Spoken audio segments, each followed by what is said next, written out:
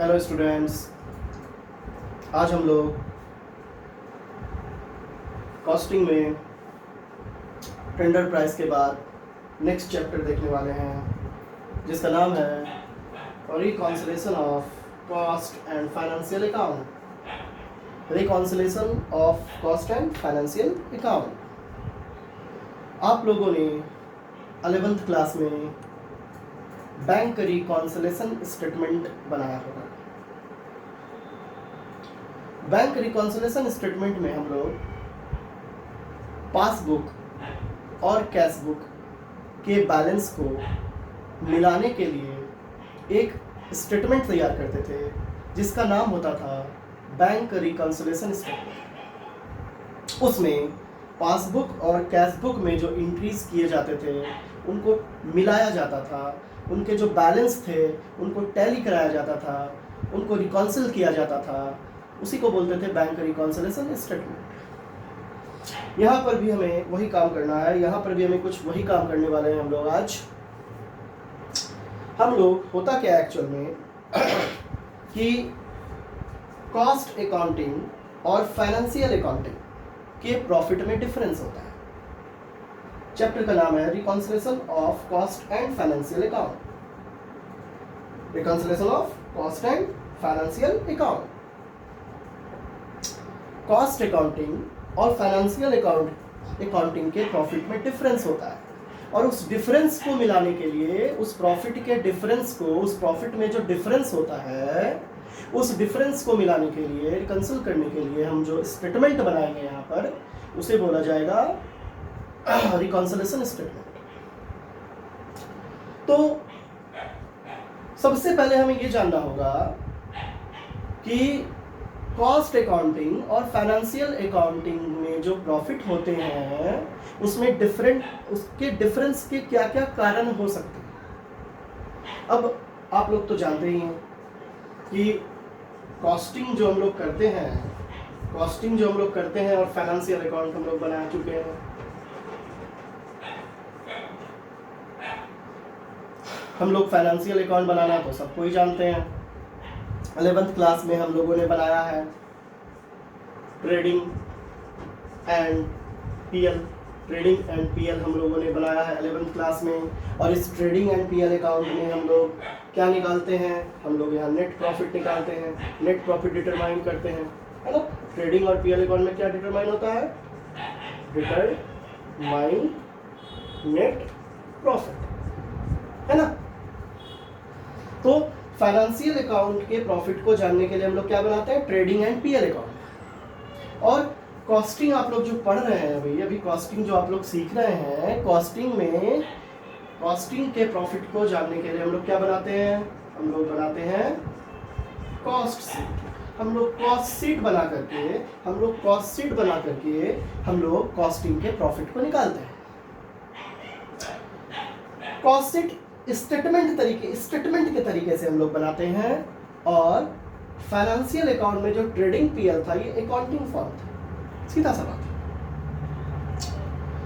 होता क्या है एक्चुअल में कि कॉस्टिंग में कॉस्ट शीट बनाकर प्रॉफिट निकालने का जो तरीका होता है और फाइनेंशियल अकाउंट में ट्रेडिंग और पीएल बनाकर नेट प्रॉफिट निकालने का जो तरीका होता है, दोनों में थोड़ा सा डिफरेंस है।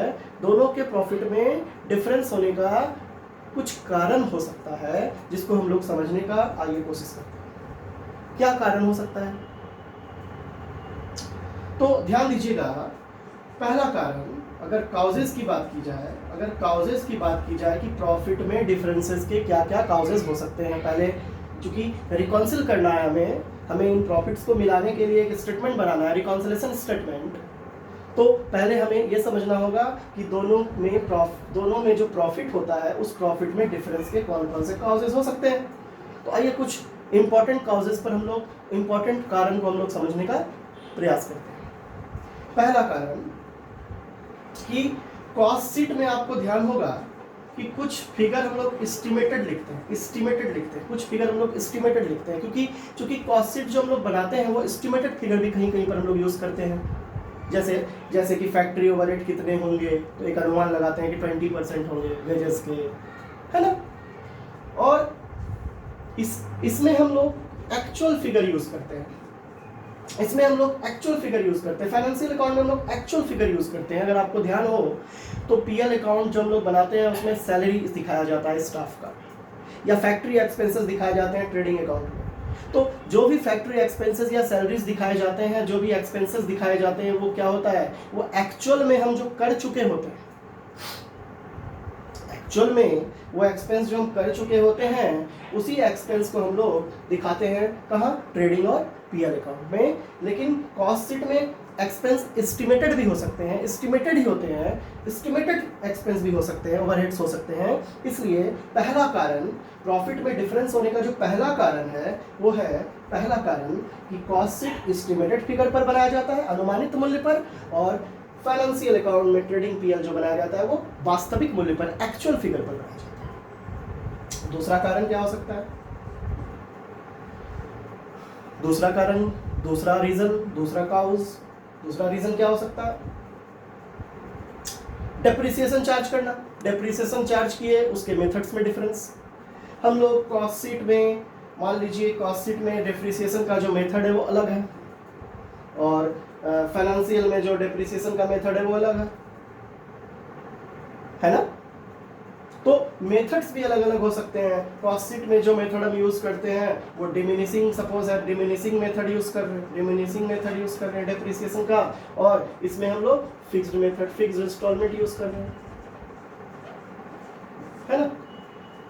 तीसरा कारण, कुछ आइटम्स ऐसे होते हैं जो फाइनेंशियल से रिलेटेड होते हैं, कॉस्ट से रिलेटेड नहीं होते हैं, इससे भी प्रॉफिट में डिफरेंस होता है। जैसे डिविडेंड,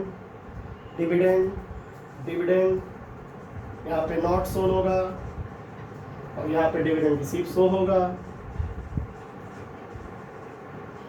इंटरेस्ट यहाँ पर नॉट शोन होगा, है ना। तो इस तरह से आप देख सकते हैं कि मैंने एक आपको काउज बताने का प्रयास किया, मैंने मेन काउजेज आपको बताए कि कॉस्ट अकाउंटिंग और फाइनेंशियल अकाउंटिंग के प्रॉफिट में डिफरेंस के कुछ कारणों को मैंने यहाँ पे रखा। आप देख सकते हैं कि कुछ आइटम्स ऐसे होते हैं जो फाइनेंशियल नेचर के होते हैं और जिन्हें हम फाइनेंशियल अकाउंट में, ट्रेडिंग एंड पीएल अकाउंट में शो करते हैं, और उसे हम कॉस्ट शीट में शो नहीं कर सकते। जैसे डिविडेंड रिसीव, इंटरेस्ट, ये सब फाइनेंशियल नेचर के आइटम्स हैं और ये हम फाइनेंशियल अकाउंट में शो करेंगे, कॉस्टिंग में शो नहीं कर सकते। अब आप ध्यान दें, इन कारणों से एक्सपेंस और एक्सपेंसेस जो हो रहे हैं या इनकम जो हो रहे हैं उसमें डिफरेंस हो। अब आप देखिए, अगर हम डिविडेंड रिसीव को फाइनेंशियल अकाउंट में शो करेंगे, कॉस्टिंग में शो नहीं करेंगे, तो सीधा सा बात है कॉस्टिंग का प्रॉफिट अलग आएगा और फाइनेंशियल का प्रॉफिट अलग आएगा।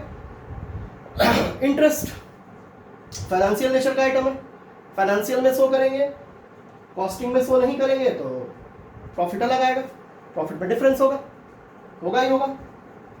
कुछ फिगर ऐसे होंगे, वर्क ओवरहेड होंगे, वर्क ओवरहेड अगर होंगे, फैक्ट्री ओवरहेड होंगे। मान लीजिए फैक्ट्री ओवरहेड है और फैक्ट्री ओवरहेड हम यहाँ पे 20,000 शो कर रहे हैं और यहाँ पर हम एस्टिमेटेड शो कर रहे हैं 15,000 फैक्ट्री ओवरहेड। तो सीधा सा बात है, यहाँ पर भी एस्टिमेटेड फिगर के कारण भी क्या हो सकता है, एस्टिमेटेड फिगर के कारण भी जो कॉस्टिंग का प्रॉफिट है वो अलग आएगा और फाइनेंशियल का प्रॉफिट अलग आएगा। तो डिफरेंस तो स्वाभाविक है, नेचुरल है, डिफरेंस तो होगा ही होगा, क्योंकि दोनों के अकाउंटिंग नेचर अलग अलग होते हैं, है ना। तो हमें करना क्या है इस चैप्टर में, हमें यहाँ रिकंसिल करना है। क्या रिकंसिल करना है कि कॉस्ट अकाउंटिंग और फाइनेंशियल अकाउंटिंग के प्रॉफिट में जो डिफरेंस होते हैं उस डिफरेंस को हमें ढूंढना है, उस डिफरेंस को हमें खोजना है और खोजकर दोनों के प्रॉफिट को मिलाने के लिए एक स्टेटमेंट तैयार करने हैं हमें, जिसका नाम होता है रिकॉन्सिलेशन स्टेटमेंट। यानी इस चैप्टर में हमें यही काम करना है, हमें कॉस्ट अकाउंटिंग और फाइनेंशियल अकाउंटिंग के जो प्रॉफिट्स होते हैं उनमें डिफरेंस होते हैं, अंतर होते हैं, उस अंतर के कारण, उस अंतर के बहुत सारे कारण होते हैं, उन कारणों को हमें खोजना है। और जहाँ पर भी हम एक कॉस्ट शीट बनाएंगे, हम एक ट्रेडिंग पीएल बनाएंगे, और जहाँ पर भी हमें एक्सपेंस या इनकम में डिफरेंस नजर आए, जहां पर भी हमें एक्सपेंस और इनकम में डिफरेंस नजर आएगा उस डिफरेंस को हम रिकंसिलिएशन स्टेटमेंट में एडजस्ट करेंगे। कॉस्ट के प्रॉफिट और फाइनेंशियल के प्रॉफिट के बीच में डिफरेंस को हम एडजस्ट करेंगे और एडजस्ट करके हम रिकंसिलिएशन स्टेटमेंट तैयार कर सकते हैं। यानी हमें कहीं ना कहीं कॉस्ट शीट और ट्रेडिंग पीएल अकाउंट में जो आइटम्स होंगे, जो एक्सपेंसेस और इनकम होंगे, उनके डिफरेंस को खोजना है और डिफरेंस को खोज के दोनों के प्रॉफिट को क्या करना है, रिकंसिल करना है, दोनों के प्रॉफिट को मिलाने का काम करना है। ओके,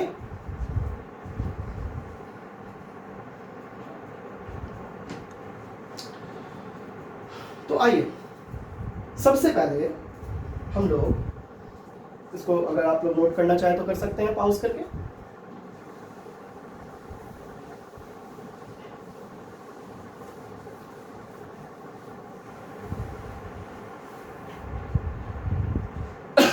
तो सबसे पहले हम लोग इसमें करेंगे क्या, इसमें हम लोग दो तरीके से क्वेश्चन को हम लोग बना सकते हैं, सॉल्व कर सकते हैं। एक तो इसमें बोला जाता है कि भैया कॉस्टिंग प्रॉफिट से जो है फाइनेंशियल प्रॉफिट की ओर चले जाओ, कॉस्टिंग प्रॉफिट से फाइनेंशियल प्रॉफिट को टारगेट करो, है ना, कॉस्टिंग प्रॉफिट से फाइनेंशियल प्रॉफिट को टारगेट करो। या दूसरा तरीका क्या हो सकता है, फाइनेंशियल प्रॉफिट से कॉस्टिंग प्रॉफिट को टारगेट करो। यानी अगर कॉस्टिंग प्रॉफिट से हमें कॉस्टिंग प्रॉफिट से फाइनेंशियल प्रॉफिट निकालना पड़ सकता है, या फाइनेंशियल प्रॉफिट से कॉस्टिंग प्रॉफिट निकालना पड़ सकता है। लेकिन आपके बुक में जो ज्यादातर क्वेश्चन आपको मिलेंगे वो कॉस्टिंग प्रॉफिट से फाइनेंशियल प्रॉफिट को टारगेट करने वाले ही मिलेंगे। यानी हमें कॉस्टिंग प्रॉफिट को फाइनेंशियल प्रॉफिट से मिलाने का काम करना है, कॉस्टिंग प्रॉफिट और फाइनेंशियल प्रॉफिट को मिलाने का काम करना है। कॉस्टिंग का प्रॉफिट हो सकता है क्वेश्चन में दिया हो, गिवन हो, और फाइनेंशियल का प्रॉफिट भी क्वेश्चन में गिवन हो, लेकिन आप देखेंगे कि दोनों के प्रॉफिट में डिफरेंस है और उस डिफरेंस से रिलेटेड कुछ आइटम्स आपको क्वेश्चन में दिए होंगे। उस आइटम्स से आपको उस डिफरेंस को, दोनों के प्रॉफिट के डिफरेंस को क्या करना है, ठीक करना है। तो आइए सबसे पहले हम लोग ये जान लें कि रिकंसिलिएशन स्टेटमेंट हम तैयार कैसे करेंगे। आइए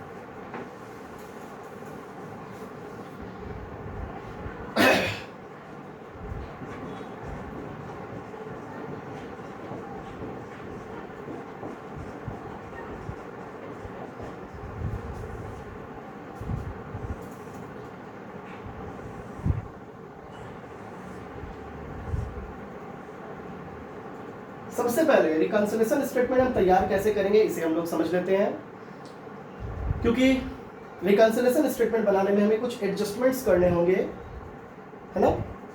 तो वैसे तो रिकंसिलिएशन स्टेटमेंट बनाने के बहुत सारे टेक्निक होते हैं, वो अपने नॉलेज पर डिपेंड करता है कि आप उसको किस तरह से लेते हैं। लेकिन मैं आपको सबसे सिंपल और इजी तरीका बताने जा रहा हूँ। आइए सबसे पहले हम लोग लेंगे profit as per costing, profit as per costing हम लोग सबसे पहले ले लेंगे, और इसमें कुछ एडजस्टमेंट ऐड के रूप में यानी प्लस के रूप में होगा, और कुछ एडजस्टमेंट इसमें लेस के लिए होंगे, लेस करेंगे हम लोग। तो जो फाइनल फिगर आएगा लास्ट में वो हो जाएगा profit as per financial account. अब मैं आपको सबसे आसान तरीका, सबसे इजी तरीका बताऊंगा। वैसे तो ये अपने नॉलेज पर डिपेंड है कि आप किस तरह से रिकंसिल करते हैं दोनों के प्रॉफिट को, लेकिन मैं सबसे इजी तरीका आपको बताऊंगा। आपको बस ध्यान रखना है कि expenses and losses over charged in cost account. अगर एक्सपेंसेस और लॉसेस ओवर चार्ज हो रहे हैं कॉस्ट अकाउंट में, यानी कॉस्ट अकाउंट में इंक्रीज हो रहे हैं, तो आपको इंक्रीज कर देना है, जोड़ देना है। और अगर expenses and losses under charge in cost account. दूसरा, income or profit undercharged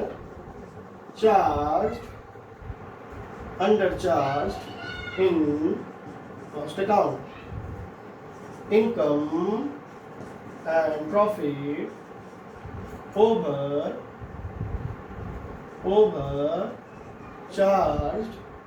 in cost account.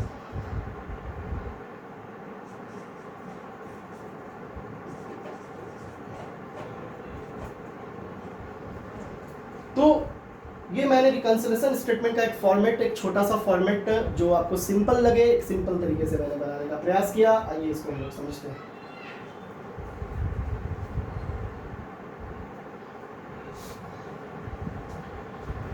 आइए कैसे समझेंगे इसको हम लोग। बहुत ही सिंपल तरीके से मैं आपको बताऊंगा कि आपको सीधा सा ध्यान रखना है कि भैया कॉस्ट में अगर एक्सपेंस या लॉस इंक्रीज कर रहा है तो आपको उसको प्लस कर देना है, बढ़ा देना है, प्लस कर देना है। कहाँ पे?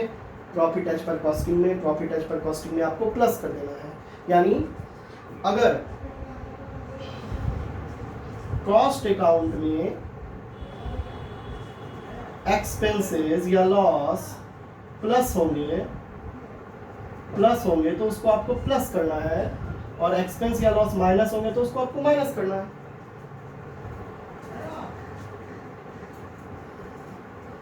है ना। कॉस्ट अकाउंट में एक्सपेंस और लॉस अगर प्लस होंगे तो आपको उसे रिकॉन्सिलेशन जो स्टेटमेंट तैयार होगा, जो रिकॉन्सिलेशन स्टेटमेंट हम लोग तैयार करेंगे, अगर कॉस्ट अकाउंट में एक्सपेंस और लॉस प्लस हो रहे होंगे तो रिकॉन्सिलेशन में भी आपको प्लस कर देना है, और अगर एक्सपेंस और लॉस माइनस हो रहे होंगे तो रिकॉन्सिलेशन में भी आपको माइनस कर देना है। उसी तरह से अगर कॉस्ट अकाउंट में इनकम या प्रॉफिट प्लस हो रहे होंगे तो आपको यहां माइनस कर देना है, और माइनस हो रहे होंगे तो आपको यहां प्लस कर देना है।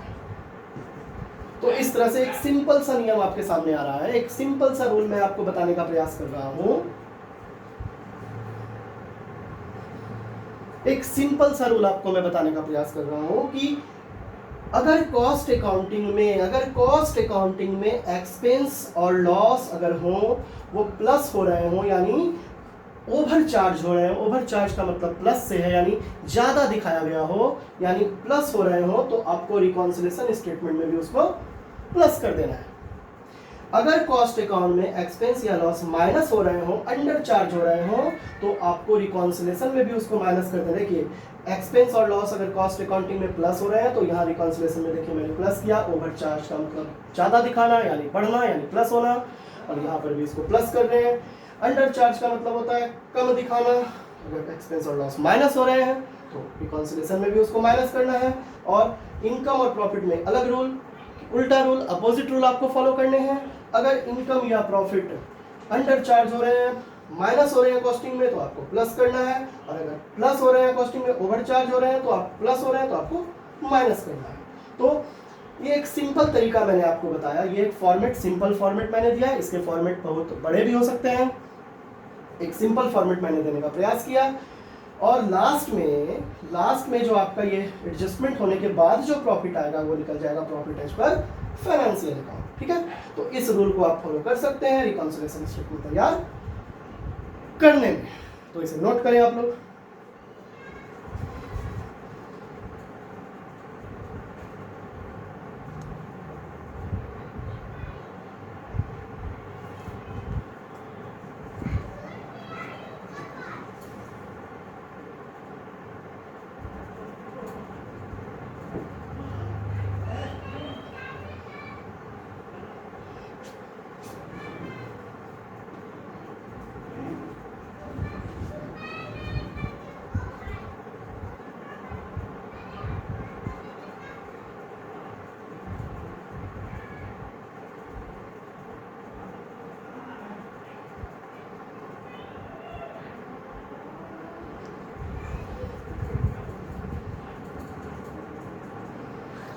चलिए, तो इस तरह से हम लोग रिकॉन्सिलेशन स्टेटमेंट तैयार कर सकते हैं।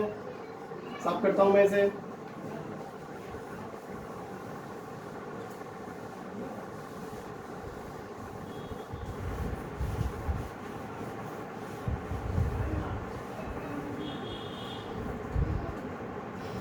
इसके क्वेश्चन को बनाने के लिए, इसके प्रॉब्लम्स को सॉल्व करने के लिए सबसे पहले आपको दो तरह के क्वेश्चन मिलेंगे।